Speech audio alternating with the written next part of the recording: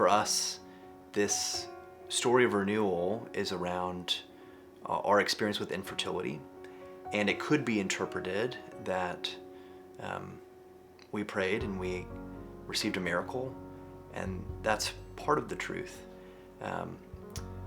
But for us, the real renewal was in learning how to lament, being okay with God's silence, and finding beauty amidst liturgy. We almost said no when we were asked to do this because we are at a point in our journey where I am pregnant, and we were scared that if we did this video, it would come across like we prayed a lot and we prayed enough and God gave us what we asked for. And what we want to share in our story is actually, we don't believe God's renewal in our lives has anything to do with the fact that we have gotten this happy ending. And it is really about the way God taught us how He is with us amidst stinging pain. We do want to acknowledge that from the beginning and just honor those that are still actively walking through their infertility up front. Clark and my journey of trying to conceive started about 3 summers ago. And unfortunately, our journey involved so many negative pregnancy tests, as well as pregnancy loss. And it also led to every fertility treatment option available to us. When I try to describe what it's like to go through infertility to someone, I describe it as stinging pain, where you feel like there is an elephant on your chest and hot tears stream down your face. And there's just really no words to explain the deep grief you feel. But actually, one of the most painful places for me amidst infertility has actually been going to church, because I feel like church is where I am the most in touch with my desire to be a parent, and that desire that I feel is God-given.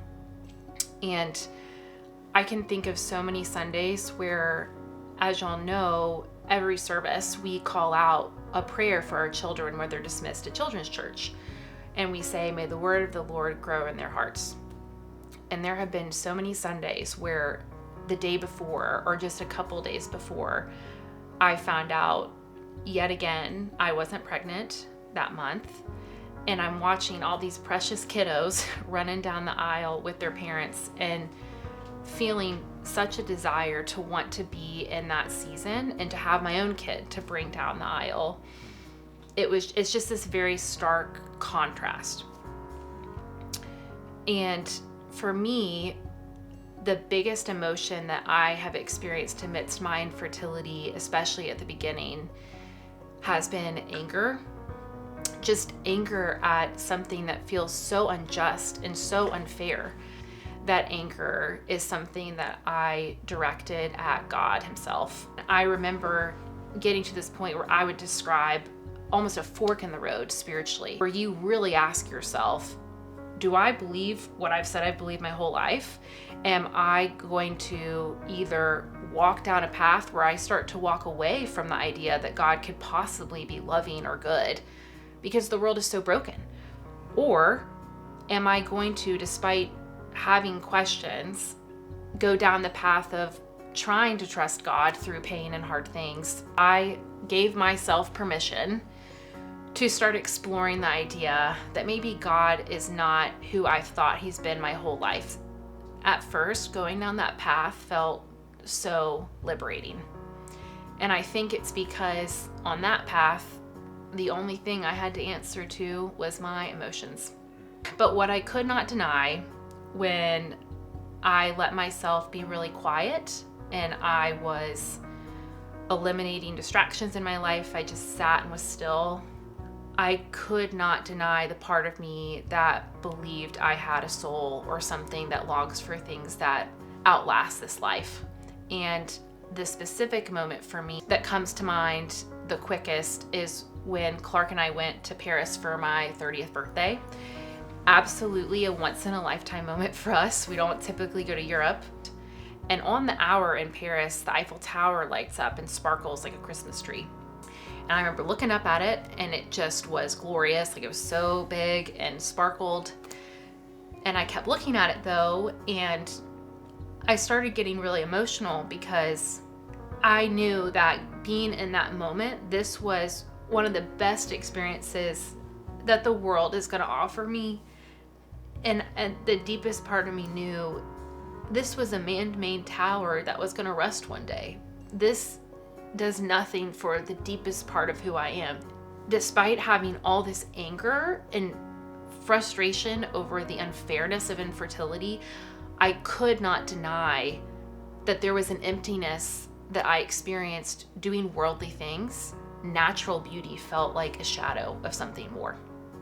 And so I still had so many questions, but I decided to pack my little spiritual backpack up and go back to the fork in the road and start pursuing the idea of maybe God can exist in suffering and actually be loving and good.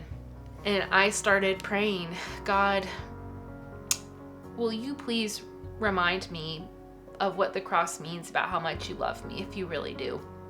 Because I seriously think in stinging pain, it's easy to believe God doesn't love you. And God graciously answered that prayer in a very surprising way. It was through reading The Lion, the Witch, and the Wardrobe. I'd never read the series. I had no intentions of that being how God answered this prayer. I just literally was trying to not be on my phone as much in bed and just read instead. And I get to the part in The Lion, the Witch, and the Wardrobe where Aslan is giving up his own life for Edmund, the traitor.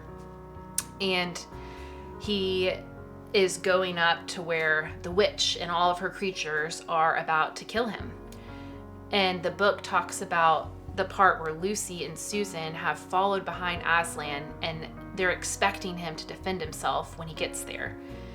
And it says, and Lucy and Susan waited for Aslan's roar, but it never came.